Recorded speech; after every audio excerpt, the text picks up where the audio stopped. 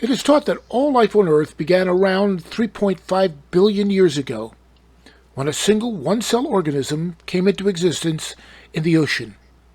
And over millions of years, these developed into a wide variety of fish. Then, it is said, that one day a fish crawled out of the water onto the land, and over millions of years, they were able to survive out of the water by developing lungs that could extract oxygen from the air. According to Charles Darwin, he theorized that the vast number of different kinds of animals we see today came about as each species was able to better survive than its predecessor. He called this process natural selection, and the chief reason for this ability to survive was the ability to get food. When fish lived in the sea, they got their life-sustaining nutrients from the organic compounds found in the water. But once animals started living on land, they needed to find food that would provide them with the nutrients necessary to sustain life. But where did that food come from? According to paleontologists, the first land animals were herbivores, or plant eaters, whose diet primarily consisted of eating grass and or leaves. However, these sources of food contained very little in the way of nutrition. Therefore, herbivores needed to eat almost continually in order to survive. Later, as fruits and vegetables began to grow in the wild, herbivores were able to obtain more nutrients from eating these kinds of foods. And so, what we see then is that plant life holds the key to the survival and development of all land animals. But if natural selection is the process by which most animals are able to evolve into different kinds of species, based primarily on their ability to obtain food, then what is the reason why plant life evolves into different kinds of species? More importantly, since grass and leaves are not really designed as sources of food, why then do some plants produce fruits and vegetables that are specifically meant to be eaten?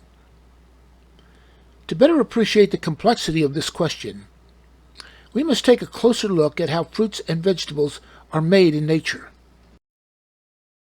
All edible food comes from fruit-bearing flowers that contain something called the stamen, which is what produces pollen. They also have a center part called the pistil, and on the very tip of the pistil is a sticky base called the stigma, and in the center of the pistil is a thin, hollow shaft called the pollen tube that goes from the stigma at the top all the way down to the base where the ovule is located. When pollen gets on the stigma, it is able to make its way into the pollen tube, where it travels down to the ovule, where it fertilizes the egg of the flower. This then begins the process of growth that eventually becomes some sort of fruit or vegetable. But how does the pollen get to the pistil so that it can eventually fertilize the egg inside the ovule? The way this happens is by a process called cross-pollinating. As insects come to get nectar from the flowers, they can't help but rub against the stamen, which then knocks off pollen that clings to their body. As the insects goes from flower to flower, some of the pollen on their body inadvertently falls off and has the potential of landing on the sticky stigma, where it then has the opportunity of entering the pollen tube and making its way down to the ovule. This process of pollination of fruit is carried out primarily by bees, because they are one of the very few insects who have a hairy body, and it's because of their hair that they are able to collect large amounts of pollen and distribute it to other flowers, as well as to carry it back to their hive as food. Science also tells us that the reason why flowers have brightly colored petals is for the specific purpose of attracting bees. And of course, when the bees get to the flowers, they find the sweet nectar that they need for their hive to survive. And fruit is also sweet, which then entices animals to eat it, thereby giving them more nutrition that they need. Now, this is the story we hear from biologists and evolutionists concerning where fruit comes from. But there's an important part of this story that is glossed over. To understand what it is, we first have to understand how organisms operate. Inside the center of every living cell is something called DNA, which is the instruction manual that tells the cell how to function, grow, and reproduce. We can think of DNA as the brain of a cell. In biology, we learned that just before a cell divides, it first makes a duplicate copy of its DNA, so that when the cell splits in two, each cell will once again have a complete set of DNA. But biology also tells us that every so often there is an error made in the copying of the DNA, which then produces a change in some part of the cell's instruction code. Evolutionists say that it is these random changes occurring over millions of years that is the primary reason why we see so many different kinds of plants and animals. With this understanding, let's go back to how flowers produce fruit. Flowers have nectar that bees need to survive. But how does the flower know that bees need and are looking for nectar? For that matter, how do flowers know that bees can't get nectar from any other source? The petals of a flower are brightly colored in order to attract bees. But how does the flower know what colors attract bees and then be able to produce the right kinds of colors? Since everything about a plant is controlled by the instructions contained in its DNA, then each specific aspect of the plant, including its size, color, location of its various parts, and other features, has to first be written within the plant's DNA. Because pollen gets trapped in the hair of a bee's body, it's able to carry the pollen to the stigma of another flower. But how does the DNA in the bees know to make a hairy body that will be needed in order for them to pollinate flowers? And how does the DNA in the flower know to make a stamen next to the pistil so that the pollen will stick to the body of the bees to help make the process of cross-pollinating happen more easily? Biology is able to describe the process of how fruit is produced, but that doesn't explain why nature makes fruit.